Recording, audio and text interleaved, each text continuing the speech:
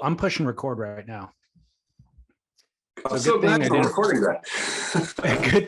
Good thing I didn't forget to push record entirely. But good thing you also cut off the most boring chat we've ever had in our entire lives. Tech talk about cell phones, iPhones. So Chaz, welcome back to the show. We're remote once again. I'm so sorry to be remote. COVID has entered my house. Yet again. The kid. This time the kid. So I'm the last man. I'm the last man standing who has not got COVID in the Smith Wallace household. And you want to know why, David Lee Scales? AG1. Guess what I do in the morning? I mix up a little athleticgreens.com/surf and off I go on my day, COVID free. Amazing. And by the way, there must be some truth to that because I have not gotten COVID that I know of, nor has Lauren, nor have we even been sick during the entire duration that COVID's existed. So there is something to that. Yep. I'm sleeping in bed with the COVID kid. She's breathing on my face all night, sweaty from fever. Got nothing. Right as rain. Impervious. Like a suit of green armor. I'm the Green Knight. Did you, have you seen The Green Knight, by the way? I did, yeah. What'd you think? I liked the filmmaking. And I liked the story, of course, and the historical Sir Gawain and the Green Knight. I liked it, I guess. I thought it could have been better, maybe. Me too. I thought the acting I didn't like so much. I mean, I liked the actors, but there was something just like I really wanted it to be absolutely fantastic, and it wasn't absolutely fantastic. That's exactly how I felt. I really had high expectations. Like I was really anticipating it and then just kind of felt underwhelmed the entire time. Yeah. Like it felt fine, but maybe that's just exactly it. Like this sort of new retelling. And who's the filmmaker again? It's a good one. It's is it David Lowery? It was someone whose stuff I liked. And the preview was so good. It looked like it was going to be this real kind of psychedelic night movie almost, and did not live up to that sort of thing. It was old Dev, the guy who played the Green Knight. I really liked him in Slumdog Millionaire, and I've liked him in a bunch of stuff, but in this he just didn't seem unhinged enough. Yeah, that might be it. He was an odd casting, but I thought he'd be a good choice. But you're right, I don't know that he delivered. Yeah, it's David Lowery. Yeah. By the way, I don't know, this is weird. This is a long callback and it's really deep in the recesses of my mind, but I did just think of it. When we were at your book reading and you referenced the bank robber who has the actual most bank robberies on record. And I said, didn't they make a movie about that guy? And you're like, oh, I don't know. Did they? And I'm like, yeah, Robert Redford and Casey Affleck. It was a David Lowery film. Oh, look at that. Tying all back, all the loose ends. It's called back together. It's called The Old Man with the Gun. Okay, I'm gonna get it. I'm gonna watch it. Yeah, it was good. I saw it on an airplane at some point, and it's like I don't remember it hitting theaters. I don't remember any reviews, but it happened to be on an airplane, and I liked it. It was good. Okay, going in. All right. To kick off Surf Talk, I just want to let listeners know print is still alive. I am holding a copy of Surfing World issue 417, and Sean Doherty sends me 40 of these from Australia every issue. I have them in my garage. This is for distribution in the US or Canada. So if any of our listeners in the US or Canada want access to Surfing World, you can buy it on surfsplendorpodcast.com. Go to the shop. We sell them for cost. So $20, same price that Sean sells them for in Australia. He gives them to me at wholesale, but then with shipping and everything it comes to $20. So we're just not looking to make money, just want to spread the joy of print. So I love the Back to the Past. I think we talked about it before, but how much cooler it was if you got your hands as a younger surfer on an Australian surf magazine. You can have that same feeling again. Get a hard to get all the way from the other side of the world. Did you have access to Australian surf mags in Oregon? No, never. I never touched one in Oregon. But once I came to Southern California for college in 1994, that's when I first got a whiff of, some of the kids in the dorm had an Australian surf mag. And ooh, look at that. For me, Tower Records was the source for all that stuff. Tower Nice. Records had like a really robust magazine section where they weren't into surfing in particular. It was just whatever the genre was, they brought in every magazine possible and every publication around the world that made something about that genre. And so, yeah, you would find them there randomly. So I remember when Tower shut down, the one in Hollywood, right by the Chateau Marmont in particular, it really like rocked my world. I think it rocked my world even more than Blockbuster going under. yeah, you're a big patron. I mean, I did go there to buy music, but it was just like, what is this new world we're entering? It didn't make any sense to me that I couldn't picture myself at that point downloading music. I needed I needed the album, and I didn't know how that was going to work. And it just seemed like real end of the world-ish to me. Man, and we entered that new world fast and furiously because now it's a distant memory to think of. $20 was a lot of money to me when I was a teenager, and to think I would spend $20 all the time on individual CDs where I only wanted one song, but I would buy the full CD, just shelling out tons of money, ridiculous. But it's crazy. Even I remember, got comfortable with Apple, with iTunes, and $9.99. Okay, I can download an album for $9.99. The thought now of owning music, like I remember when Spotify then came along, and I was like, this is just dumb. This is the dumbest thing I ever heard. I want to own my music. I want my music on my computer so I can listen to it whenever I want. Yeah. Insane. Think of all the things we wasted money on in our youth, that if we just took that exact amount of money and bought Apple stock with it instead of buying those downloads, right now you'd be in even in an even bigger house in Cardiff. I'd be in the biggest house in Cardiff. Man. If only. Okay, so getting into surf news for the day, the top story of the day is, quote, surfing great Kelly Slater shouts 14-year-old boy into Indonesian dream wave only to have him burned and drilled to the reef by unrepentant elder. Proceeds to name and shame him on social media. Boom. What's the story? Well, so I was sent this, of course. I think it was the wonderful Negatron who forwarded me. I saw the Instagram clip on the Inertia, is what he sent. And the Inertia sort of described that the scene as it lay. We have Kelly Slater, deepest. You see that the film is somewhere in. Did you know exactly where it was? Kandui. Oh, Kandui, yeah. So it's at Kandui. Filmer's shooting from the boat. You see Kelly's head pop up, and you see him shout. The person next to him, who happens to be a 14-year-old kid, shout him in. Kid paddles and goes, only to be burned by some older dude wearing a hat. Seemed like a trucker hat, maybe. Kid straightens out and just gets pounded by the lip, right? Just right under it. Dude proceeds to finish the wave without getting barreled, it didn't seem to me from that vantage. Anyhow, the Inertia post-it talks about Kelly shouting it in. Him in, talks about how the kid got burned, but did not, and said that's really dangerous and uncool, but didn't say anything about the burner. And so Kelly had to get into the comments and say, tag him, and then named and shamed the burner as Captain Kookberry Crunch or something like that, who then proceeded to say, like, anchors down, something like, seemed like he was having a good time with it, maybe. Did he say that he didn't see the kid or he didn't look, or he burned him? I couldn't really understand he said something like anchors away or something. Like, what I understood it to be is like, that's what you do to kids, sort of thing. Wow.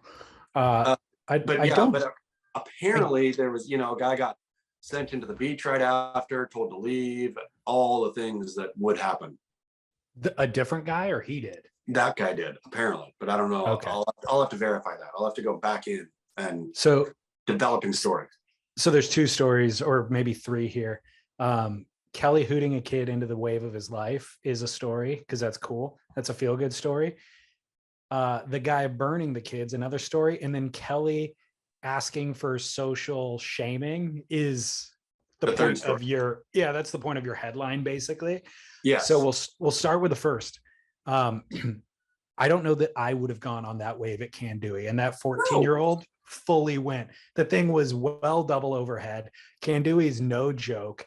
And it was like a real runner, you know, like it wasn't a soft, safe wave at Kandui. It was proper. That kid would have got barreled. If that guy didn't go, that guy was in his way for the line that the kid would have had to take to get in the tube, and he was going for it. Exactly. So this is I heard or read something, one of the comments on Beach Grit once the story went live was neither Kelly nor that kid were going to make that wave. So good on the elder for burning. So I watched it a bunch of times, right? Like this is one of those clips. It was such a gift. This is one of those little moments in surfing where the tableau becomes like this giant stage play with, I mean, you said it already, with story and sub story and sub story and who's the villain. Like it's a complicated, you know, like way more stupidly complicated, and you could just get into all the nuance. All to say, so I went back and looked and kept looking at the kid, and it seemed like he fully would have had it had he taken the line that he needed to do, which he would have seen that guy dropping out of the sky, so would have turned low originally, but it looked like he had set his rail and was good to go. So the kid was a more competent surfer than the guy that burned him, firstly. And so we can't say whether or not that kid would have made the wave, but what we can say is he was going for it. He had a shot. Yeah. When you're paddling, when you're deciding whether or not to burn somebody, mainly you're assessing their level of competence and making the decision. That kid was competent enough to have a go at that section. And secondly, he was way more competent than the guy who was making the assessment whether or not to burn him. Because once that guy got up and riding, he was shaky every step of the way, and he didn't get barreled. So the kid, you know, to your point, kid did not straighten out at all, right? Like he had a line set that was for, you know, deep tube, but which again seemed like he would have fully made it. I mean, maybe would have got clipped by the tube, but he wasn't going to wipe out right then, and he wasn't going to get like steamrolled by the way. Like it seemed like he had enough speed, he had a good line. So yeah, and was definitely seemed like he surfed better than the elder. I agree. And I also disagree with the Beach Grit commenter who said Kelly wouldn't have made the wave. Kelly absolutely, if you saw the waves that Kelly was making out there, that one was fully makeable. He just saw the 14-year-old and gifted it to the 14-year-old because that was the wave of that kid's life. So here's another subplot. We don't have the footage before or after, right? What if Kelly and that kid were just hogging every single wave that session? What if Kelly and that kid were trading turns? That's neither here nor there to me, because the burner was the least competent surfer in that mix. And so he deserved to be sitting on the shoulder and not burning people. He needed to be waiting for his turn. Exactly. And or if he really felt he was competent enough to get one, he should have been sitting out where Kelly and the kid were. For sure. So I like let's get to the tag. The name and shaming? Yeah. What's your take? Is it appropriate for Kelly to call that guy out and have him shamed publicly? Well, that's a rough one, right? Like, I mean, I suppose like once the inertia, I feel the bad guys, you may be surprised by this, David Lee Scales, but I feel the bad guys were the inertia by posting the clip and doing it with a total pull punch softy way, right? Like if you're going to post that clip, they should have named everyone in the clip, right? They named Kelly, they named the kid. Then also there's a third part of that. You don't have to shame him. You could just say, ooh, look at this, right? Yeah. And then let other people shame. So the fact that they pulled the punch, classic the inertia move, man. Just milk toast snowflakes. And then so Kelly did have to come in and say, I think once the post goes live, everybody should be named. Do you think that Kelly has a relationship with Captain Kookberry or whatever his name is? I mean, and so he knows like, hey, this is my buddy. He's not going to get his feelings hurt or get bullied, quote unquote, online by this. Or if he does, he'll know it's all in jest. Could be that. I suppose I didn't think about that angle, but could be. And could also be that Kelly, that guy is a lineup problem for Kelly or has been in other places. And so Kelly was like, you know, screw this guy. I like the Kelly knowing that Captain Kookberry Crunch, you know, his handle suggests that he would have fun with some good online ribbing. You would think. The only caveat I'm going to make before I say what my opinion on that is, you got to consider that nowadays people get, quote, bullied online and then they end up committing suicide, Yeah. and so that is horrible. And I'm not sure what's going on with mental health today to where people are that fragile, I guess. It's a real shame. So considering that, I want to kind of rethink how my opinion on things. But that aside, I think that shaming actually does serve a purpose. And a lot of the fragility that we're experiencing nowadays as a society is directly related to the fact that actually nobody gets reprimanded, nobody gets shamed. All of this youth is growing up now with pure accolade and pats on the back when they don't deserve it. And so they can't handle any amount of admonishment. Whereas you and I growing up, we certainly got shamed in surfing if we stepped out of line at all. And it actually corrected our behavior. And you and I are still pretty soft. Go a generation back behind us, go to John Wayne's generation or whatever. And it's like shaming actually fortified those human beings to be pretty much impervious to real life consequence, or maybe not impervious to it, but certainly more fortified to navigate it. And so the suicide kind of epidemic or whatever is super tragic. And I'm not sure, I feel terrible for it, full stop. But I also think that maybe pandering down to it isn't the solution. Yeah, I mean the ultra sensitivity, like I hear what you're saying. Like I'm not, don't want to be flippant about it at all, right? But it doesn't, like, tending to everyone's ultra sensitive feelings. Just, I mean, I don't do that in my home. Like, it doesn't seem like a great way to raise a kid to me, is like, exactly, just any little, I'm going to put soft down pillows around every part of the house and around all of your feelings too, right? Like, I'm going to make it so you're unable to deal with any kind of bark. But so that being said, Captain Cookberry Crunch, do you think that I have to go back in, the story is developing again, but do you think that he felt appropriately shamed? Do you think he was like, sorry, or do you think he's like, Groms, that's what they get, you burn them? I have a feeling he did feel appropriately shamed.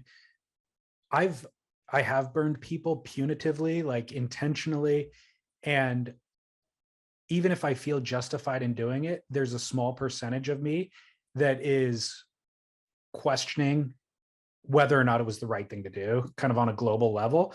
And so then if I see video of it and I'm the one looking like a kook in that scenario, that kid looks like he's more competent than me, all of that would make me reconsider everything. Then if there's commentary from the world's greatest surfer and a bunch of public calling me out, then absolutely I would feel shamed. I mean, you'd have to be a sociopath to not feel shamed in that.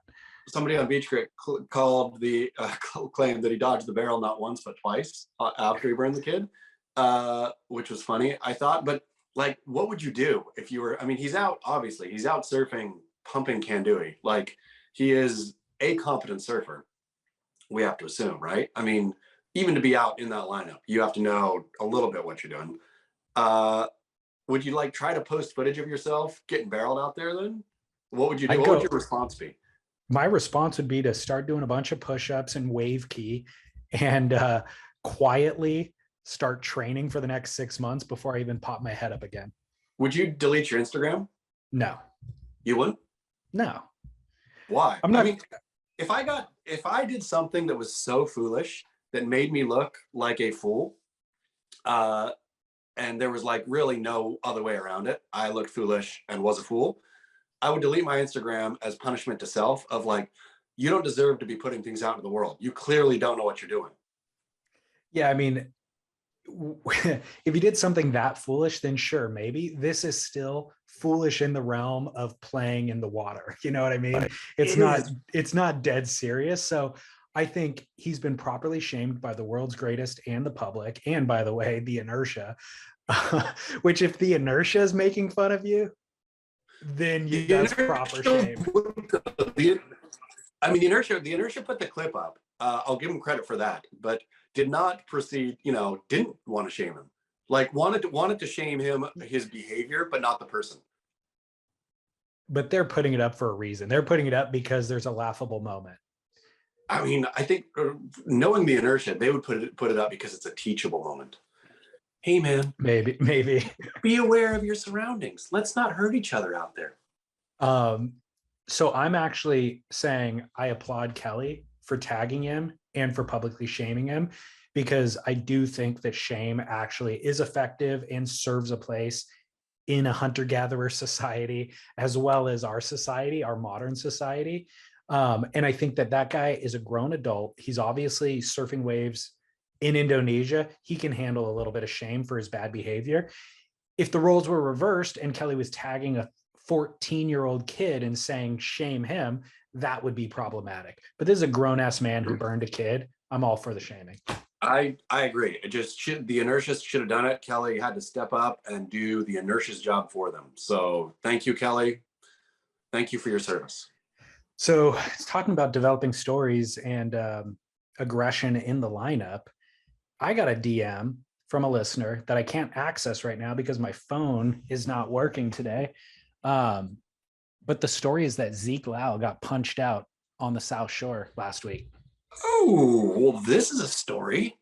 I know. And I was like, I get DMs too, or was it just you? It was just me. And he goes, hey, and this is a guy who lives there, who's totally reputable, totally reliable, communicated with him a lot over the years. And he's like, hey, I heard that Zeke got into some scuffle with somebody. I forget what the spot was, but got into a scuffle with somebody and they took it to the beach and Zeke got punched out basically. And I think he even said there was multiple people involved. And I'm like, whoa, is this verifiable fact? Like, can you get more information or is it verified anywhere else? And he goes, I'm going to dig into it and I'll get back to you. So more as that story develops. Damn it. Get to the iPhone store, David Lee Scales. I'm going to go after we're done with this. But if this is true, the storyline for me here is the fastest fall from grace that we've seen in a long time. I mean, Zeke Lau 2 years ago touted as the next Kelly Slater. I mean, the next Sonny Garcia. He's been touted as that for a decade as the next Sonny Garcia. But, on the world tour, falls off tour, wins the Ultimate Surfer. It's his second chance. It's a Phoenix Rising moment. And it's like within 1 year, flings his board at Jacob Wilcox, gets booted off tour, loses, repeat, like every element of dignity that he had kind of as a professional surfer has been eroded at each event in kind of unique ways, not just losing heats and that sort of thing. Now he's not even on tour anymore and he's getting punched out by locals. That's really true. It is the fall of Zeke Lau.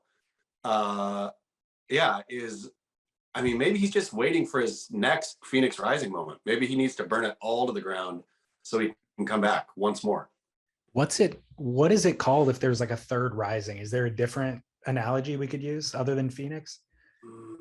Yeah, I'm gonna have to think about that. Just the third act, but the third act is not nearly as visually striking as a Phoenix rising from the ashes. Lazarus that was just his. That was his first act. Jesus came back only once thus far. Yeah, Zeke Lau could really be a trailblazer in the man who comes back thrice. I mean, he could, and then forevermore, people will refer to it as a Lau Rising or a Zeke, the return of Zeke or something. A century from now, when somebody makes a third, I don't know, maybe Robert Downey Jr. has done it or Madonna's done it or something, but it'll forever be known. I guess Downey Jr. seems like he's done it. It seems like he was doing his thing and then went really bad into drugs and then came back and then went really bad again and came back again. It does seem that way. I think that this actually creates opportunity for Zeke. If Zeke just rode like fair to Midland, kind of a couple little results here and there, he would just be one of many who are doing that, kind of be anonymous. if he just has these up and down arcs, it actually creates storylines. The question I still have is the Ultimate Surfer was obviously a giant flop, like an absolute embarrassment. And speaking of getting publicly shamed, I don't know that the World Surf League, or I know that they haven't addressed the utter embarrassment of the Ultimate Surfer yet. Like, somebody should go to camera at some point and say, it was awful. It was an awful, embarrassing representation of surfing. It did not work. Not only did it not work, like the surfers that were touted as quote ultimate can't even compete at nearly any level at all. Like Tia Blanco's fully done, and Zeke Lau obviously is getting punched out allegedly on the South Shore, not on tour, not going to J-Bay. But what happened to the rest of his wild cards? I thought they were supposed to, like, why is he not at J-Bay? I thought as the Ultimate Surfer, that was the whole point, right? Like, I know they didn't get to surf in every event, but I mean, what's the deal? It's almost like we need an @surf journalist to write a story about this on a surfing news website. I think we do. If we had that, then we'd get to the bottom of a lot more stories. So the story is, yes, Zeke Lau surfed in a bunch of events this year, but that was because he qualified through, I forget what method he qualified through, but he requalified for he won or did good enough at Sunset or whatever to qualify. Okay. And somebody else fell off. There was some somebody you're right. Somebody either fell off or got injured or something. So Zeke Lau qualified in the interim between the Ultimate Surfer ending, when he fell off tour. Ultimate Surfer happened. Then he requalified before the season started. So he had access to this season before the cut. So those 3 wild cards should still be in play. He surfed the first half of the season via qualification, not via wild card. So he still is owed 3 wild cards from the Ultimate Surfer win. Exactly. And WSL did not give those. Remember when Koa Smith was asking for them, saying, hey, I was second place. Come on, WSL, like, cop these up. The WSL did not give him 3 wild cards. So those wild cards, you would think, per the laws and rules, would still be on the table. Well, let's use this to segue into Eric Logan's appearance on Lipped podcast this past week. The article written, I believe it's by Derek Riley on Beach Grit, says, quote, female surfers not good enough to have finals day at Pipe, says WSL CEO Eric Logan in a surprising pivot away from the company's increasingly fragile wall of positive noise. Quote, people ask, why don't you just do it at Pipe? If I were to put it at Pipe, I can't do the women there, exclamation point. Ooh. So did you listen to this interview with Eric Logan on Lipped? I haven't yet. I want to. I love Lipped. And did you listen to it? I did. Did Eric Logan get backed into all kinds of corners, as Derek Riley suggests? Yeah, he did. I don't know that I would word it that way, because Jimmy and Cahill, the hosts of the show, are polite and they're kind. And even when they would get Eric backed into a corner, they let him out, or Jimmy would follow up with saying, like, he asked a question. I can't even think of the exact question off the top of my head to make this point, but he'd ask a question. Eric would dance around it basically and not fully answer. And then Jimmy would follow up and go, no. What I was asking was this, and that, but it's okay. We're going to move on from that. And then he'd quickly go to a different direction. Okay. So he understood. It was kind of Jimmy and Cahill both, because they understood that Eric was doing the corporate the corporate spiel, the corporate dance, and intentionally avoiding, and they weren't going to let it go unaddressed, but they also weren't going to hold him accountable to address it. Kind.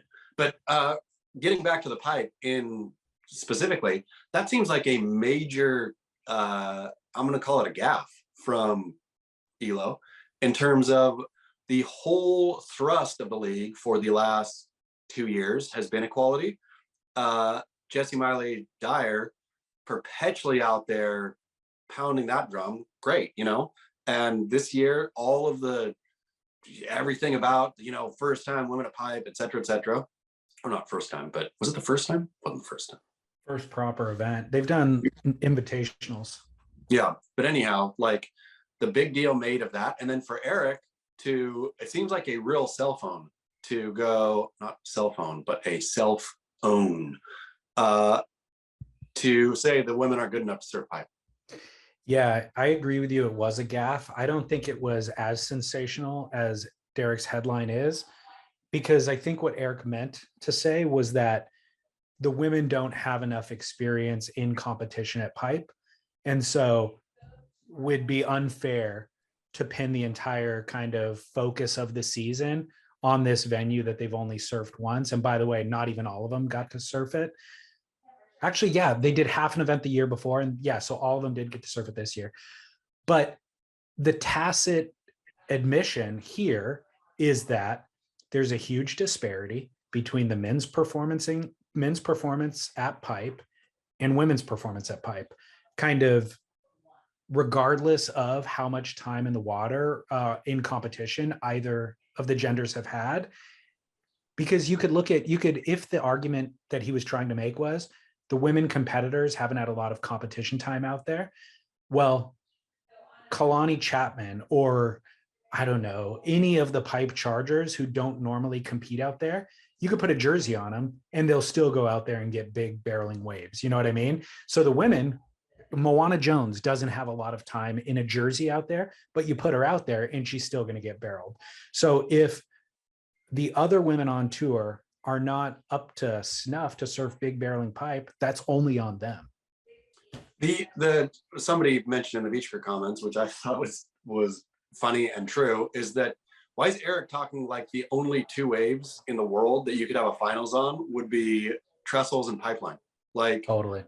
I mean, the real point is, I thought it's the admission, Eric's admission was a full-on gaffe, I think. Like, and the fact that he let that out, like, of course, it can be nuanced, but they don't have enough time and, or haven't had the time and all that, which again, to your point, they haven't had competition, but they've got to want it, sort of like they've got to want to be out there. Exactly. I get that I don't want to be out there, but wouldn't want to be out there. But if this is the new proving ground, quote unquote, then go put your time in. That aside, the real point is that trestles is not a fair end of season. It's not a good place to crown a champion. It's a weak wave that it's fine enough, but that's not your banger end. And it seemed like Eric also tacitly admitted that was true, but we can't do it at pipeline. Well, why is it between pipe and trestle? That's it? That's the only place in the world? So that's the one corner that they did kind of push him and force him to address. And he simply, so a couple overall things about this interview that you should listen to it to kind of hear. Yeah. And I will address what you just said too, but the overall themes that I had an issue with is that I couldn't tell with every single answer that Eric gave, I couldn't tell whether he was being disingenuous or completely misunderstanding what they were asking, because he misunderstands the essence of surfing. So the disingenuous thing is almost like he hears the question that they ask and then instead just delivers the talking point that he wants to deliver and never quite addresses the meat of their question. And so they say, why would you do it at Trestles 2 years in a row? Like, yeah, last year was a big success, thankfully, but we get that. We understand, like, let's just do it somewhere else at this point. Great, thrilled that we had that success. There's better venues to test who is the best surfer in the world, right? And Eric goes, well, we're committed to doing it at Trestles for 3 years. And here's what's great about Trestles is that it's a very fair wave. There's lefts, there's rights, there's carving sections, there's air sections. There's plenty of waves on offer. If we do it in September, there'll be plenty of waves for everybody to catch. But here's what you guys need to understand. Throughout the rest of the season, nobody's going to walk into the top 5. You have to prove yourself at pipe. You have to prove yourself at barreling waves. You have to prove yourself at beach breaks. So in order to get there, you have to prove all those other things that you guys are talking about wanting to see on finals day. And then this is a fair venue. And they're like, yeah, that's fine. It's a fine venue and it's fair to do as a stop on tour. But everything else that you've said leading up to this is that you want drama, is that you want stakes. There's no stakes at Trestles. There's no drama at Trestles. Put them in barreling waves. Oh, well, what you guys don't understand is we do barreling waves throughout the season. And so you got to, and he just keeps kind of coming back to this. And so I'm like, he's either being disingenuous or he's missing the point completely. Because the point is, we just want to see the best surfers in the best waves. There's hundreds and hundreds, if not thousands of surfers who can surf lowers to a 9-point ride. There's about a dozen surfers on the planet who can surf Kandui when it's pumping to a 9-point ride. And that's what the World Surf League should be doing, you know? And it's like Eric either doesn't understand that or he's just trying to cram their version of surfing down our throats and tell us that that's the best style of surfing. I bet he doesn't understand in this particular case. I think usually, I mean, I haven't heard yet, but this sounds like a real proper, like that he just doesn't understand. He thinks, I don't get it. I don't get what you're talking about. I've shown you all the stuff, right? We do the barrels, we do the left barrel, Yeah. we do the right barrel, we do the barrels, we do the, you know, big J-Bay point break stuff. And this is, so just at the end, this is perfect. This is fair. Everybody who's there deserves to be there, which he just doesn't get. He doesn't get that 1,000 people can ride. I mean, 10,000 people probably could ride surf trestles to a 10,000 surfers in the world could get a 9 at trestles, theoretically, right? Yeah. Like pretty much say almost everyone who surfs snapper, but a bunch of them. Like, I mean, it's silly. You're and watching back to that Kandui wave, watching that thing and putting yourself there, putting yourself in the 14-year-old's shoes or his board shorts. That's a gross thing to say, David Lee Scales. Don't put yourself into any 14-year-old boy's board shorts. But putting yourself in his position, thinking, I wouldn't have gone, right? Whereas, as opposed to putting yourself in Felipe Toledo's position at Trestles, and you're like, oh, that'd be fun to surf it alone. Like, I'd kill for that opportunity. Yeah, exactly. I don't want to be watching the end day of professional surfing and thinking I could do, like, wouldn't do that good, but I would get some good turns in that wave. Like, I look at that Kandui wave and think, oh, my throat would be so in my heart going over the falls there. And so I agree with you. He doesn't get it. I feel like, okay, so he talks about the greatness of watching, I think it was 2019, number 1 and number 2, Idolo and Gabe meeting in the finals at Pipeline when it's pumping. He said they saw the success of that, all the stakes, all the drama, and they reinvented the tour based on that. They really went back to the drawing board and they're like, how do we kind of ensure that those stakes happen more frequently throughout the season? So what we're going to do is we're going to create a cut mid-season and we're going to blah, blah, blah. So he's trying to engineer it. And as he's talking through that, by the way, every answer he gives is 8 minutes long. Yeah. I mean, that's what he does to us too. He just he bloviates until you just get numb in your brain. Exactly. And it does throw the hosts off kilter a bit. Like they again, also because they're being nice, but he gets to the end of his talking point and they're kind of like vacant for a second. Like, oh, did he answer the question? Do I re-ask it? Because did he not understand it? Or do I just go to the next? I guess maybe we just go to the next question. But anyways, he talks about wanting to create the stakes similar to that. And it's like, yes, Eric, you nailed it. Like, you do understand that is the drama that we all want to see. But then you tried to re-engineer the wrong parts. So the success of there was the Dream Tour back in the 90s, maybe early 2000s. Dream Tour put the best surfers in the best waves on the planet.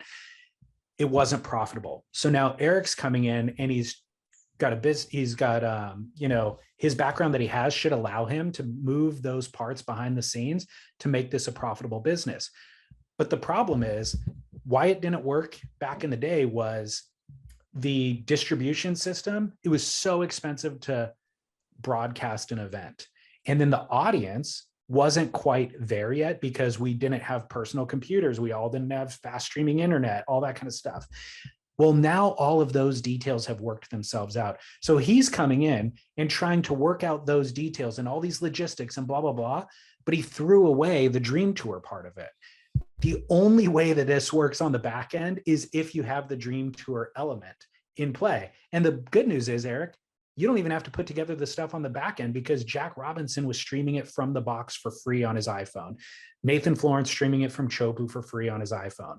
So your job's actually easy now. All that you have to do is put the best surfers in the best, but he missed that detail. He's focusing on, we want drama, and he's trying to recreate drama through these manufactured parts, not just letting Mother Nature do its job, which is the most compelling part.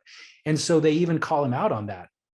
Cahill or Jimmy, I don't know who, but they're like, we are in Brazil right now. They were recording while it was in Brazil. Eric was actually in Saquarema while they were recording. And they're like, it's not that interesting. We are hardcore surf fans. We're definitely not going to wake up in the middle of the night to watch an event. And especially if it's at a beach break. Yeah, it's good for Saquarema.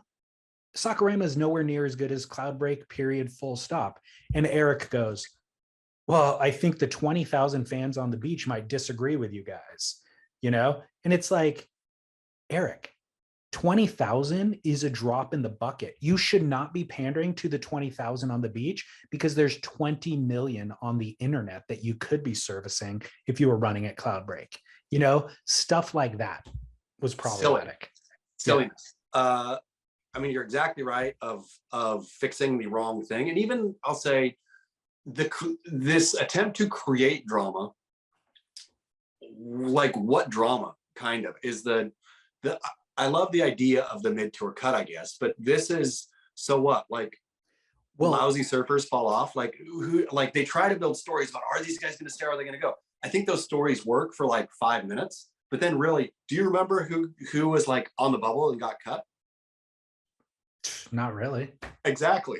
Joao. I'm sad that Joao Chianca went down. Sure, but if that was so dramatic, this only happened a couple of events ago. We should have those names on the tip of our tongue of these surfers that we were following their stories, and oh man, they got cut. So that's not even that dramatic. And then they're just waiting for, I'll tell you the drama that they're going to get one of these days, the Trestles, which is going to be the exact kind of bad drama they don't want, which is 4 winning 1 when 1 has a giant lead.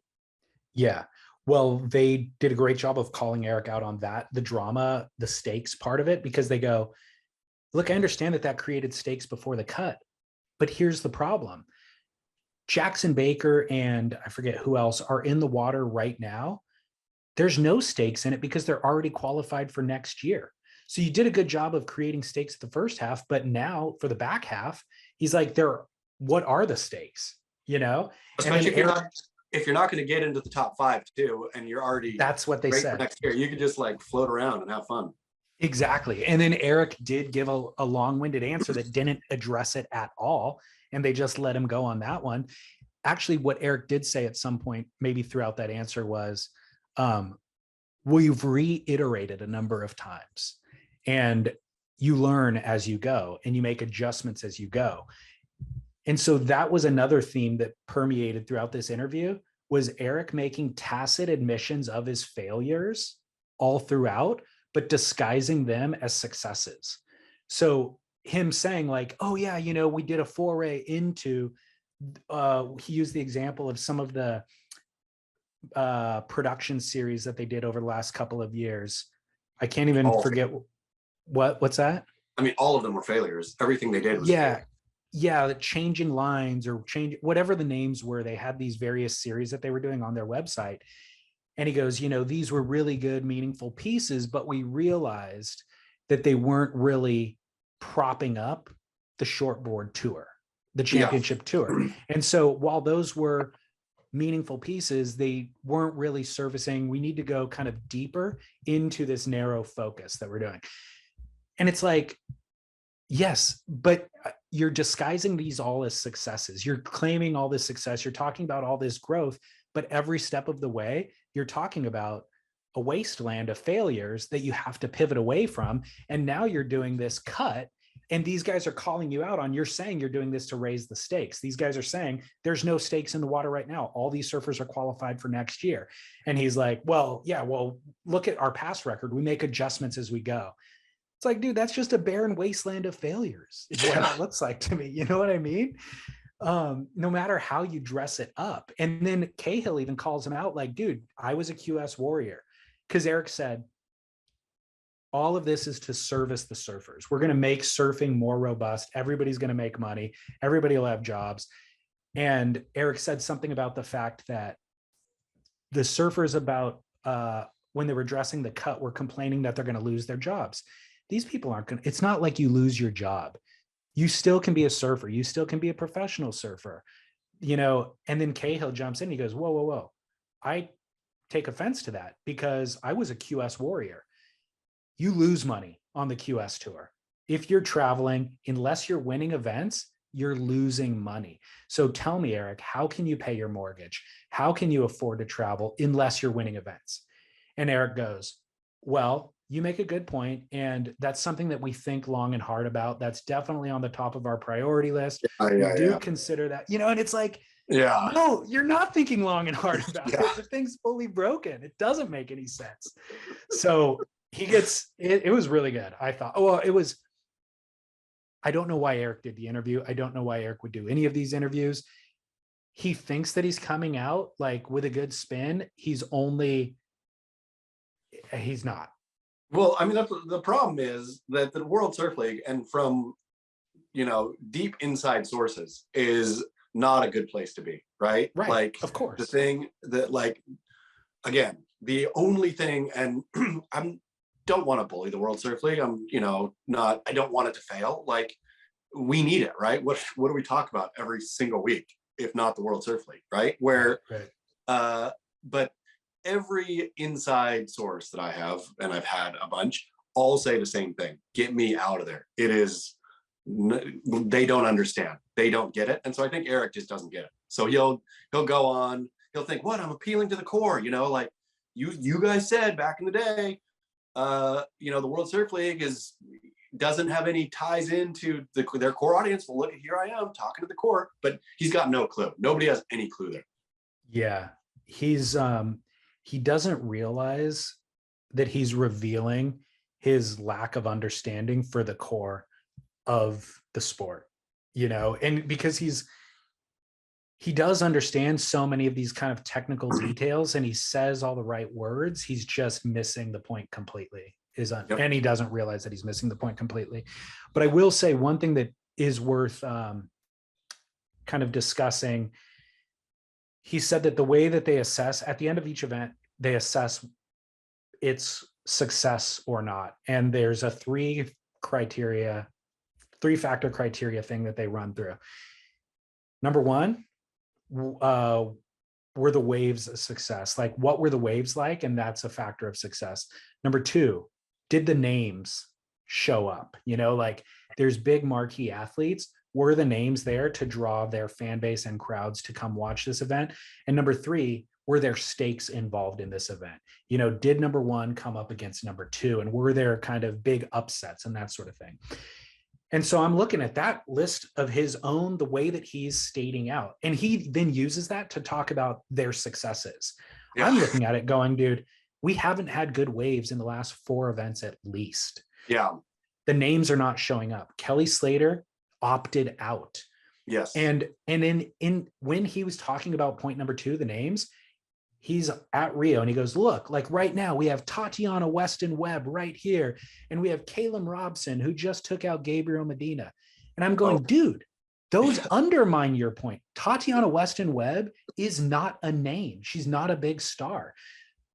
Caleb Robson doesn't even have sponsors. So he's not a big name. You know what I mean? And it's like, Eric, are you being disingenuous because you know that Kelly Slater didn't show up and Kelly is the name? Or do you actually not understand that Tatiana Weston Webb is as not a big of a draw as Caroline Marks, who didn't show up? You know what I mean? I mean, it's truly sounds like they just drink. I mean, he's drinking his own Kool-Aid, but he has to stay alive, but also maybe likes the taste. Like, what else are you going to say? I think you you're a flim flam man for so long until you just start believing it all anyway, because it's easier, right? You can sell it better if you believe it yourself. And so he probably actually believes, like, hey, we've had great waves, right? Like, I think it goes back to the wall of positive noise of having Surfline claim for every event that it's going to be like 5 to 8 minimum, when you can look at it and see maybe theoretically it's big, but it's, you know, chunky and not clean. I mean, they got absolutely skunked at G-Land, which, and fully he could say, again, we've talked about this in the show, but he could say, hey man, sometimes the waves don't show up. That's the great part about this sport, right? Is you never can tell. Except you can basically tell not to surf G-Land at that time, or not to hold an event there at the time. Like, et cetera, right? But I'm sure he thinks the waves have been, if you asked Eric, how have the waves on tour been this year compared to last year? I bet he would say just the same, maybe better. Right. He would remember like Pipeline or something like that. Well, he referenced in his excitement and his validating of the stakes and the names and all that, he referenced Caio Abelli's 10-point ride at Saquarema on that long right barrel and how exciting that was, and the 20,000 people, and like, look, it's pumping. And again, Jimmy and Cahill are being polite, but nobody's being fooled by that. It's like, yes, that was a thrilling ride, but those 20,000 people are going to show up because they don't have the option to go to Cloud Break. So they're going to be here no matter what. Even if the waves are crappy, they're going to be here, and they're going to root for whoever's doing what. But this could be a QS event. This can be a Challenger Series event. And that one thrilling ride that Caio Abelli got, if you put him at Cloud Break, that's every single wave that comes through. So yes, this is a thrilling moment for this circus that you've set up, but it's at the wrong venue. It should be elsewhere. And the 20,000 people would be 20 million people, because every single person on tour would be getting a wave of that quality. And talk about stakes. Why don't they have them be Challenger Series, where like every single Challenger Series, the winner gets bumped up to the championship tour, and the last place or championship tour loser gets bumped off? Like, why couldn't you have stakes every single event? And then that way, people would actually watch the Challenger Series, possibly at Rio, if there was going to be some kind of change or shakeup in standings. Like, why don't they perpetually should be shaking it up, bringing guys up and putting guys off? Maybe they will be. I mean, again, they make adjustments as they go, obviously. And I think that the idea of creating stakes is valid, and that's one that they've identified. And so the cut is a good idea. But why even have the cut at the middle of the year? Just have fewer surfers from the beginning, so the stakes are higher. That would be another example that you just gave of a way that would add stakes to both the Challenger Series and the CT. Because I have absolutely zero compunction or interest in watching the Challenger Series, to be honest. Like, I should, as a professional surf journalist, I should be. There's good names down there, right? And they're at decent venues. I should be just as excited, or not just as excited, but I should be even knowing when a Challenger Series is coming out. I have no clue and have zero care to watch any of them. There's one in Bolito right now. Well, yeah, I saw that, and Bolito's a fine wave, right? Yeah. Like, but the fact that there is no reason to watch it, I don't care. I don't care who wins. I don't care anything about it. If there was going to be some shakeup, if somebody was going to have to get kicked off the Challenger Series and somebody's going to get kicked up to the championship tour, there'd be a reason to watch it. Totally. And I think that's another reason I enjoyed this article or this interview so much, was it validated how boring everything is at this point. Like, I'm fully invested in surfing, but I'm bored by the product that Eric's giving. And I was interested to listen to Eric. I gave him a shot. You know, it's like, as you get bored of things, you check in with it every once in a while because you once loved it. And so you're like, wait, is it, maybe I'm just distracted. Maybe it is good and I need to revisit. Yeah. So it's like, I haven't listened to Lip for a bit, but Eric's on. So I'm like, okay, I'll revisit this episode, or I'll revisit the show and like check in because I want to hear from Eric. But then Eric bores me to death. Yeah. Everything every 8-minute answer that he dodges and then reveals something that he doesn't mean to reveal. It's like, nope. What you're saying actually validates exactly how I felt about the tour over these last couple of years. And also, you're boring me with your answers. I've never felt that way when I hear Elon Musk interviewed, Jack Ma interviewed, Jack Welch interviewed back in the day, Steve Jobs interviewed back in the day, Mark Cuban interviewed, like I hear those people talk and you go, wow, this person's a visionary. And I know nothing about GM, but the way that he's talking, it's like, holy crap, that guy knows everything about it and clearly is taking it in a direction that's going to change everything. And wow, I should just try to glean some of what he's got. Exact opposite when I listen to this. It only validates all of the criticisms we have. What about when you listen to Mark Zuckerberg talk about Meta and Facebook, tell all the employees to quit, if you can't rock and roll. True grit or clickbait crap. In bold strategy, big wave surfer and Meta CEO Mark Zuckerberg leans on vintage Quicksilver slogan to rally beleaguered employees. If you can't rock and roll, don't effing come. Boom. What's the story? True. I read a story about Mark Zuckerberg telling his employees, hey, if you don't feel like you belong here, you're self-selecting and getting out, get out. Probably a lot of you don't belong anyway, or something. And something of that nature, which I felt was very similar in tone to Quicksilver's iconic "If you can't rock and roll, don't effing come" slogan. And Inc. magazine was just going to town on it twice. I read even another story today of what a horrible leadership tactic that is, to tell your employees, probably a lot of you don't belong anyway, so get lost. I think it would have worked when the company was real small and they had that like real, rebellious kind of dynamic in the company. They were upsetting everything. They were disruptors. Was it Google or Facebook that was move fast and break things? Facebook, yeah. Yeah. Until they broke so many things and there was literal genocides being broadcast in video on their platform.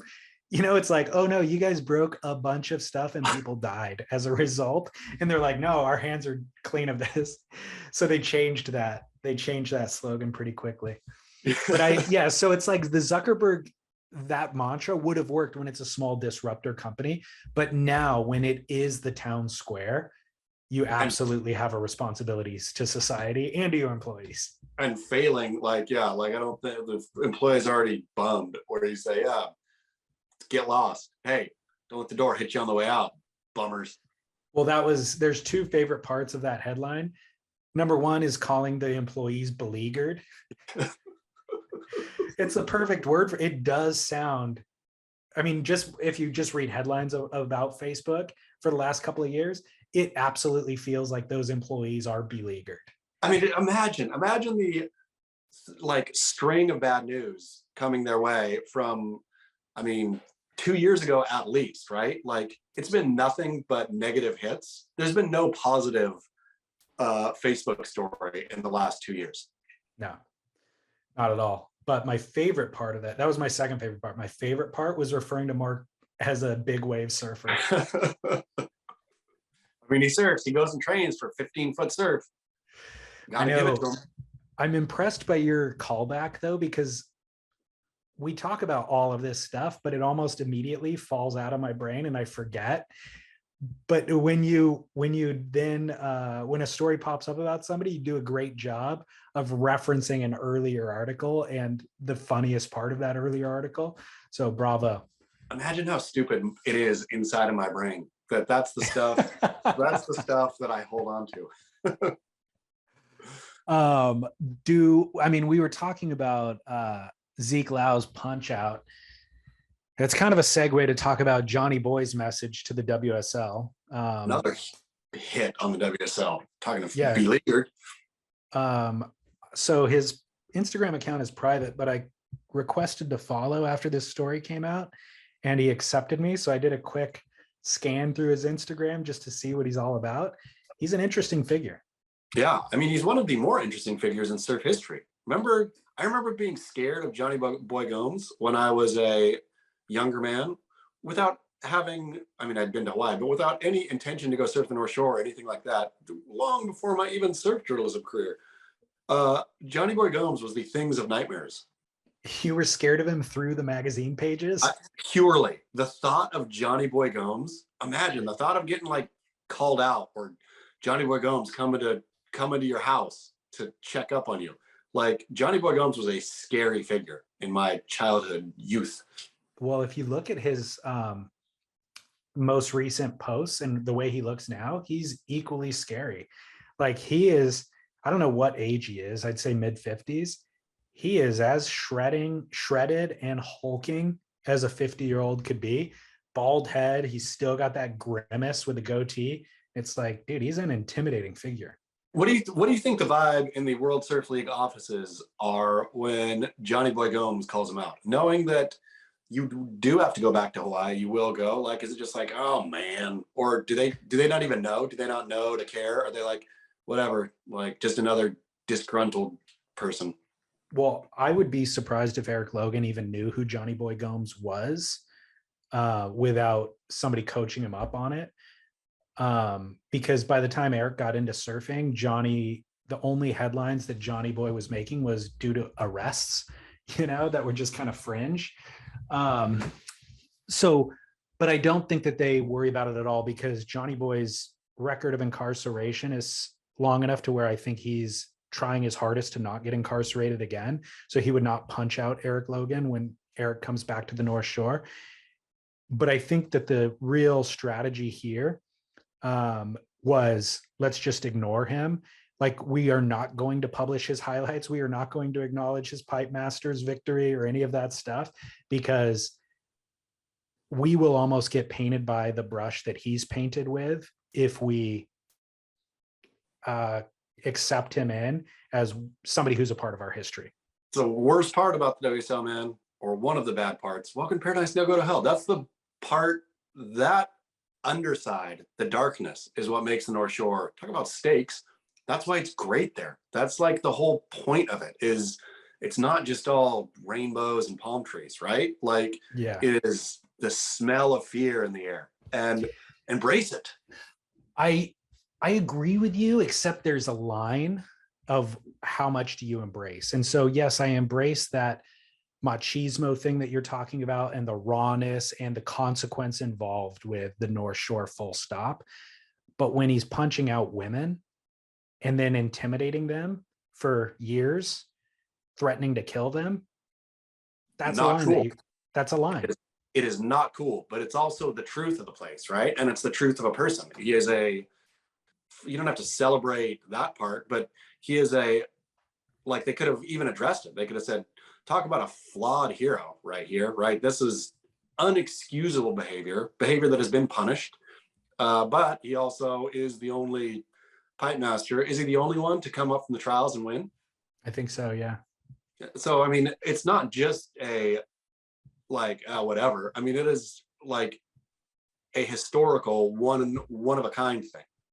So to not address it because it's tainted, yeah, just mention, I mean, it's okay. People can, I think, hold the capacity in their brains to both know somebody is bad or did bad things, and also know that they accomplished something. Like Tiger Woods, they don't erase him. He wasn't beating women, but he was being a dumb shit out doing drugs and crashing his car. Like, but he still gets to be around. Yeah, I think you're right. There is a way to navigate it. There's nobody at the World Surf League who has the deft ability to do that, nor the interest in doing it. And so I agree with you, that is a problem. And I think you and I bring up some of this stuff knowing that we could step in a pile, but we do it because for the exact reasons that you're saying. Like, there is a story here. This guy is a part of our history, and we need to acknowledge the role he played in history, but also acknowledge the shortcomings of the human being and discuss it openly, because you can't whitewash the history.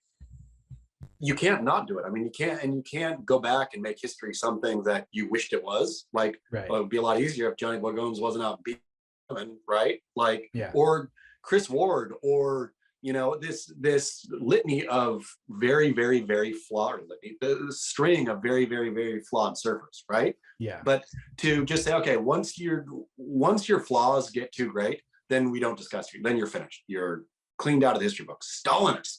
We're not Stalinist.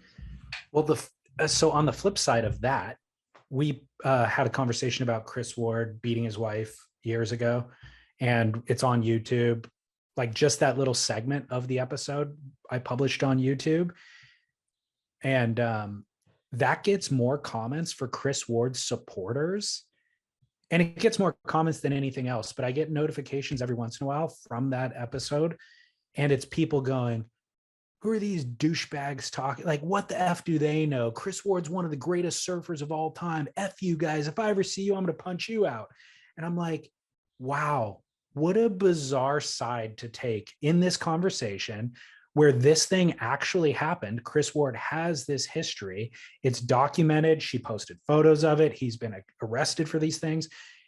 How in the world could you take his side? I understand you thinking we're douchebags. That's fine. But how do you take Chris Ward's side because he could do a rad top turn or air? Like, it's insane. Well, and take Chris Ward's side now too, right? Like he is, I mean, from everything I've heard, Chris Ward has done a wonderful job of building his life back, right? And so, but his past is still his past, and there's nothing wrong with that. There's nothing wrong with flawed heroes, right? There's nothing wrong with flaws. I mean, bad things happen, and I'm not saying anything about Chris Ward's, like supporting his, sometimes you just get mad and gotta whack a woman with an icicle. All bad, but also people can be rehabilitated. People can learn and grow, and that's great too. But without the bad stuff or being able to speak about the bad stuff, like everything just becomes this flat line. Yeah, I agree completely. We do owe it to Johnny Boy and Jodie Cooper, I think, to kind of unpack the story that we're referencing real quick. The reason we're talking about this was Johnny Boy took to Instagram. I won't read his quote, but he basically was saying the WSL had published a highlight list of kind of greatest moments for the Pipe Masters and throughout the history of the Pipe Masters, and they did not acknowledge his win, which you mentioned. He made it through the trials, won the event, and Johnny Boy is saying, this is a concerted effort. He goes, I think Kelly Slater and the WSL burned the tape, so that they don't have to acknowledge me. He feels slighted. Johnny Boy feels slighted. So that's why this became a news story, but he's been arrested and fined multiple times for assaults in the lineup. One was actually during a heat at Sunset Beach with Shane Herring. The one that I referenced was Jodie Cooper. And so I dug this up. This is from Surfing World Magazine, Reggae Ellis, an old archived conversation that he had with Jodie. So this is directly from Jodie herself. She said, I knew Johnny Boy when he was positive, and I knew his dark side as well. The day that we had the run-in, it was a typically packed day, North Swell at Ayukai Beach Park, everyone getting barreled, and everyone was out. Bud Lamas was on a wave, and Johnny Boy dropped in on him. Then Bud rode around Johnny Boy, was in front of him, and Johnny Boy flicked his board at Bud's head, nearly killed him. They both came up next to one another, next to me, and their boards were tangled, and Johnny started punching. Everyone just put their head down and paddled away, as they do, like chicken shits. I just thought he should stop. And I said, oi, Johnny Boy, leave him alone. Stop it. Leave him alone. Chill out. That sort of thing. Because I thought I knew him. I thought we were friends. But he was about to smack Bud in the head. And instead, he just looked at me, let go of Bud, paddled over, and whacked me in the head. Everyone just took off. No one stood up for me. You name it, they were out of there. Everyone saw it, but they didn't want to get smacked in the head as well. So he hit me. He tried to humiliate me. He said, get out of the water, you stupid F this, see that. C-U-N-T, I think is what she meant.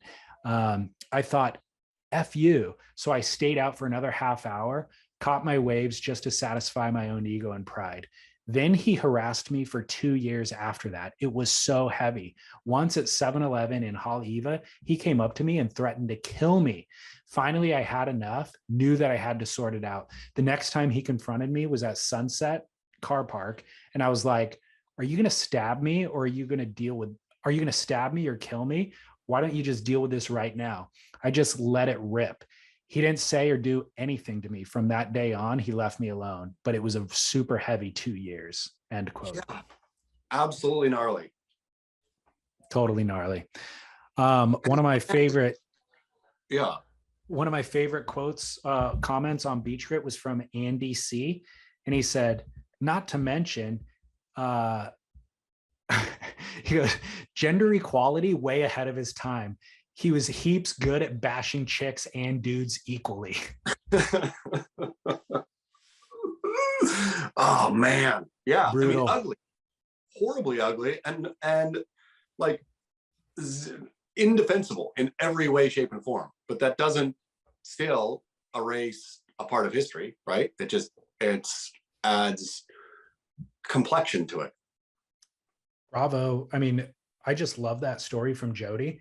I mean, way to Jodie, for Jodie to speak to it so eloquently.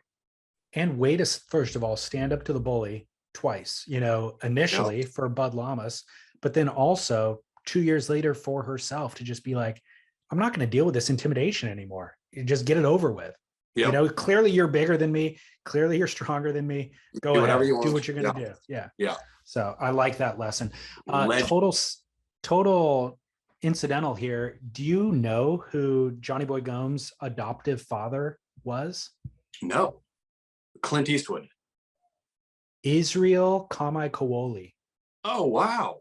Look at that. Is. Brutta is? Yeah. Brutta is somewhere over the rainbow, Brutta is? Yes. Wow. Man. Talk about maybe Brutta is had an angry side too. Sure doesn't seem like it. Playing the ukulele, swinging those sweet songs. He didn't have an angry side. He had a very sympathetic side. So they both grew up on the West Side. From what I read from a Steve Barialotti article from like the 90s in Surfer Mag, they both grew up on the West Side, and Johnny Boy's parents both passed away really sadly, I think cancer and something else, when he was 14. So he was apparently, without parents at 14, and was 19 at the time and from the same area. And so he was sympathetic towards Johnny's position. So he legally adopted Johnny at that age. But I think that even from what I gleaned from the article, even Izzy got a little bit disillusioned by Johnny's behavior because he was already acting out and he had been incarcerated, I think, as a youth once or twice. But at least he gave it a go, That's a great footnote right there. Brutta is. I know. Also important to include in future history. Yep. Future tellings of the history. Thank you for your service. Absolutely. Do you have to get out of here at a certain time? No, I'm good. Okay, cool. Let's go to commercial break. We'll come back. I've got one listener call and then we'll do barrel or not. Great. All right, Chaz, you mentioned it early in the show, but athleticgreens.com/surf is always with us and always keeping us in full health. It is so true. Part of my daily ritual. I know that I'm facing the day the best me I can be, and probably I'm not going to get sick. I can't say exactly athleticgreens.com/surf is the reason I haven't gotten sick in recent years, but there is a correlation. I've not been sick and I've been feeling better. And if you look at our podcast output, more productive than I've ever been before. I mean, nonstop energy, a sharp brain. How do you think I come up with those headlines in the morning, David Lee Scales? There could only be one way. Athleticgreens.com/surf. It's got brain stuff in there for sure, doesn't it? Some of that stuff has to get your brain. Absolutely. I think that's what adaptogens are. I've never researched them, but they talk about adaptogens. That's got to be what they're doing. Brain stuff. Yeah, your employer will be grateful that you are invested in your own brain function. So support your own well-being, help support us. Go to athleticgreens.com/surf. All right, Chaz, we are back from commercial. We have got a listener line call here. It's something that's come up once or twice in the past. We reference it kind of in passing, but let's address this head on. Dave, Chaz, this is for you guys over at The Grit. This is Ross, straight out of San Clemente. Question for you. I constantly find myself thinking about what is the best body type for surfing. Is it better to be tall and lanky or more short and squat? And it brings me to think about, have we even seen the perfect body type on tour. Is there a LeBron James out there of surfing? Let me know your thoughts. When I think about, Owen Wright, when he won Cloud Break, that was in Macking Surf. And, that's sometimes the only time we see kind of taller surfers rise to the top. I don't know. Tell me your thoughts. Thanks, guys. Bye. What do you think? I think there's two sort of questions here. One is which body type will win the most on the World Surf League. And I think that is shorty, squatty a little bit. It's somewhere between Italo and Medina, right? Like, say 5'8", a little less bulk probably than Italo, but maybe a little more bulk than Gabe, right? I think for winning World Surf League Championship Tour events, I think the best body type to watch for me, and maybe this all comes down to how you look, is like a Mikey February, like a taller, lankier surfer. I just love the lines, and don't necessarily, I'm not looking for like super gritty, hucky, spinny kind of stuff. I want my surfing fluid, but maybe that's just because I'm tall and lanky. No, I think you're right. So the common denominator is lean. Yeah. Whether you want to win heats or look cool, lean is important for the best surfing. And there's example. Yeah, keep Go going. ahead. Well, there's examples. There's examples that fly in the face of lean, which are William Cardoso, Greg Knoll. Aki wasn't particularly lean, but those are outliers. Even Sonny Garcia, somebody who was, bulky, was lean. He was shredded and bulky. So I think lean is the common denominator. But I think, and you'd have to consider Kelly Slater, 5'9", kind of, I don't know what you would call that body type, but he's certainly got muscle on him. You could easily say that is the appropriate or the best body type for surfing, but I agree, it's not. He's also kind of an outlier. I agree with what you're saying. Lanky. The problem with lanky is it's easy to look gangly. So you really have to work to be graceful. But when you think about tall and lean, Stephanie Gilmore, Joel Parkinson, Rob Machado, Mikey February, certainly Owen Wright. I think Jordy Smith has leaned out quite a bit, and he's got that grace as well. And it'd be so easy for him to look gangly. But if you can smooth it all out, I think lanky and tall is the appropriate and best body type. I mean, that's the thing, back to ballet, it is not too tall, but on the taller side, but it's really hard. But when you see like a precision body that's taller and thinner, like all of those movements are way more graceful. It's easier to do them shorter, right? Like there's way less to mess up, way harder to do it taller. But I think, to me, aesthetically, that is a number one. I agree. It is it. Could be. I mean, Jack Robinson could be very close to an ideal. How tall is he? He's got to be 5. Does it pop up? Maybe he's a little on the shorter side. I was thinking 6 feet, maybe. John is close, but John's a bit too thick in the lower leg. Yeah, John's got some bulk. He's lean, but he's got muscle. Jack Robinson's 5'11", so that makes sense. Yeah, near, like not quite tall enough to be graceful, but definitely not so short that he lacks flow. Yeah. All right. Well, for any of you short statured people who want to look better at surfing, start growing, grow taller. You can watch. There's a movie where that guy gets his. What movie is it in? Where is it? Where he gets his shins broken and stretched. I have no idea. He has to be taller. I can't remember what it is either. There's listeners call in. So my buddy had his son had that surgery fairly recently. He's still recovering from it, and the reason why is he was like a quarter of an inch, or I think a half an inch taller on one leg than the other leg. And he's a teenager now. And so now's, for whatever reason, now's the appropriate time to do it. But they literally break your I want to say shin, maybe it's your femur, and then put an extension rod. Yeah. I think they do it in two places. They do a 1/4 of an inch in one place and a 1/4 of an inch in another place to equal a full 1/2 inch. And it's gnarly though. Like he's out of commission for like 9 months or something. Wouldn't you just opt for that cool black boot with the bigger sole on it? Maybe. I mean, I would consider it, but the problem is if you don't do something about it, then it throws off your back and everything in the future years. Yeah. But crazy surgery. Okay, I've got 3 barrel or nos for you. Let's do it. Number 1, you can speak to better than anybody. This comes from a listener named Nicole, and she writes in and says, barrel or nos, surfing with a new tattoo.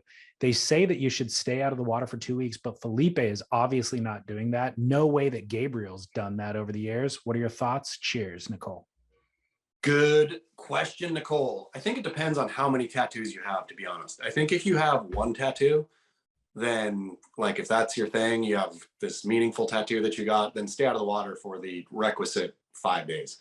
Because salt water will get in there and dull it pretty quick, or make it look weird. I think if you got a lot though, who cares? Okay. Like they're all sun damaged and weird to some point. And at that point, I think, kind of how, I don't know, your body reacts to the ink. So yeah, I say if it's one, no barrel, stay out of the water. You got that one tattoo, it's meaningful. Couple, maybe stay out of the water. If you got a whole bunch, have at it. Well, she's referencing Felipe, and you wrote an article about this. Felipe getting King of Sakurama getting 2022 tattooed next to 2019 and 2018 on his arm, or where on his body was it? It was lower back leg, down near the ankle. Okay, something that a super egregious mistake for both you and Felipe that I cannot believe nobody commented on. Felipe's won it 4 times.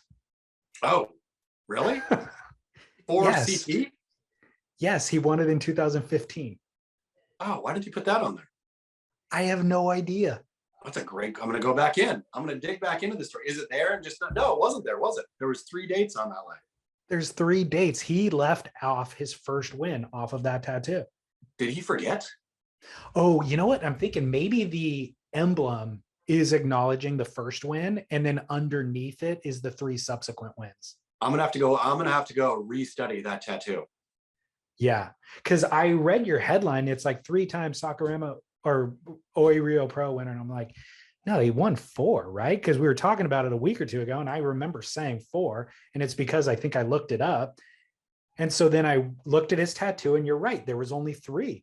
I'm like, that's weird. Maybe I'm wrong. So I went on the WSL's website and went through his rankings, and I'm like, boom, he won it in 2015. That's 4. And then I thought, well, what if the WSL's website is wrong? I mean, this is a great little, because you would think that Philippe would know. He's getting a tattoo. He cares enough about. He absolutely knows. Yeah. He cares enough to get a tattoo, so he knows. So did he only win it 3 times? He won it 4 times. I honestly didn't think of this until we were just right now discussing it, but I have a feeling that the original tattoo, the emblem itself, I couldn't even tell what the image was, but the image itself must have been for that first win. And then when he won it again, he had the additional date put on, and then an additional date, and now a additional. Except that whole tattoo is fresh. Really? The emblem, the whole thing was all, it was all new. Holy cow. Yeah. Somebody screwed up here. Maybe there's a one next to it commemorating his first one, 2015, and then he just packed up the next 3 into one. Yeah, that's possible. Well, or somebody screwed up. Somebody along the way, somebody did screw up. Either the WSL's website, Felipe himself, the tattoo artist, or me. But I don't think it's me. I'm going to search journalist this one. More as this story develops. Yep. Okay, barrel or nah. Wood paneling on a vehicle. Outside? Like a Woody? Yeah. So this is the tie-in to surfing. Is one of the most classic vehicles of all time. The Woody is an icon, but this is something that has been slowly eroded because it ends up in the early 2000s on the side of a Dodge Caravan. You know what I mean? So how do we define barrel or not for wood paneling? I'm gonna say if you have a woody, full-on barrel, like I don't know how you could have a bigger barrel as a surf car, to be honest. You gotta varnish that wood, you gotta keep it looking good. But if you have a Sprinter van and you've decided to add wood paneling, then you are a no barrel. I'm gonna say if you add wood paneling, I'm also gonna give barrel to those 1970s station wagons that had the fake wood paneling, like a wood motif on the side. Those get a barrel. But if you're adorning your car from the year 2000 or above with wood paneling, that is no barrel. That is unnecessary. It's a really kind of funny concept. Like at some point for the Woody, they thought, what is luxurious in life? Like wood, if you're in your home and you have, Nice a wooden, a nice furniture made out of a beautiful piece of wood, that is luxurious. So they're looking at a car thinking, how do we implement luxury into a vehicle? Let's put wood on the outside. It's a hilarious concept. And they did it beautifully with the Woody, but in every case sense, it really is not beautiful and it serves no practical function. Yeah, the Woody is a standalone of grace and beauty in terms of its wood. It really is. And the further you get from the Woody, it just is like completely bizarre at that point, Yeah. Have you seen any Sprinters or anything with wood paneling? More minivans. I've never seen a Sprinter, but like mini, like I said, Dodge Caravan kind of thing. I've seen those, but that was a decade or two ago. Yeah, I'm gonna even grandfather a Dodge Caravan, a wood panel Dodge Caravan. There you go. All right. Enjoy. Barrel. All right. Coming off of 4th of July, barrel or not, Jello shots. Oh, no barrel. No barrel. Like, serve no purpose. Hey, if you're gonna drink. Like, if you need to mask the taste of alcohol with Jello, then you don't deserve to drink, for one. If you need to mask the taste of alcohol with a treat children are going to guarantee see and eat, that is also very stupid. Juvenile, like, I am no barrel across the board on Jello shots. I completely agree. Totally juvenile for all the reasons you said. And then the additional thing is I somehow always feel peer pressured into doing it, even though I don't want to do it. Number one, I'm not taking shots anyways. I do enjoy alcohol and I enjoy the consumption of it, the process of drinking it. I don't want to do a shot of anything. And then putting it into a Jello form, it's like, this is infantilizing it, but I feel like I have to do what everybody else is doing here. Otherwise, I'm not part of the group. And so I'm forced into doing this super stupid thing. I've been in that same position, man. I've done a Jello shot and sat around thinking, why am I doing this? This is so dumb. I don't. And everybody acts all excited. Yeah, no, woo, Jello shots. Yeah, it's so stupid. It's so stupid. Here's the other thing is, my biggest gripe with alcohol is the sugar. Like you feel hangovers usually because of the sugar consumption, not because of the alcohol, unless you drank tons. But like if I just have an easy night out and I feel bad in the morning, it's not because I drank too much. It's because I drank appropriately, but there was so much sugar in it. And the Jello shot is just infusing it all with sugar. It's the worst part of drinking. Also, making yourself full while drinking is like, why do you want to do that? Why do you want to do a shot and then feel slightly full afterwards? Eating alcohol, full, not barrel. Zero, not into it. Dumb. I don't need rum in my cake. I don't need, any of that. Tequila in my watermelon. Exactly. I love watermelon. Yeah. I love the tequila. Don't need them together. Yep. Good. Keep food away from alcohol. Solved it. Let's cancel Jello shots. Done. Perfect. Well, hey, this has been a lengthy and robust show, Chaz. Well done. Did a good job. We did the work today. We did the work. How's your ankle? It's good. I think I'm almost ready to run again. Wow. Yeah. Cool. Thanks. athleticgreens.com/surf. Yeah. Did you get a new watch? It's an old one. I cleaned a shelf and pulled one that I loved off. It is a French watch. You know the French make watches? Not really. No, I don't keep up with it, but what's the name of the company? LIP, LIP. LIP. No, I do not know that company. It's a fine watch company. Well, I like it. Your the Nixon that you always wear is cool, but it's so bulky. I like that is leaner. Yeah, this is going to be my number one, but Nixon has been retired. This is going to, speaking of lean, this is going to be the Owen Wright of your watch catalog. Exactly. This one's going to get 3 10s at Cloudbreak. 4, in fact, in 2 different heats, two in each heat. All right. Well, hey, great show. Thanks to athleticgreens.com/surf. Thanks to Album Surfboards. Even though we're not there, we gave away that free wing and one Colin Murphy won it. He's going to pick it up on Saturday from Album. Colin Murphy is a lucky man. Longtime listener too, apparently. So congratulations to Colin. Enjoy that. What's that? Thanks for subscribing, Colin.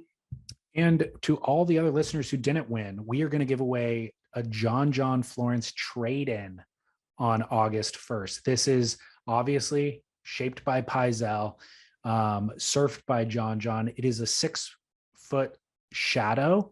And I'm going to try to find footage of John riding this exact board. But John also signed it for our listeners. So pretty epic giveaway this month. Fantastic. Yeah. All right, Chaz, until next week. Bon voyage.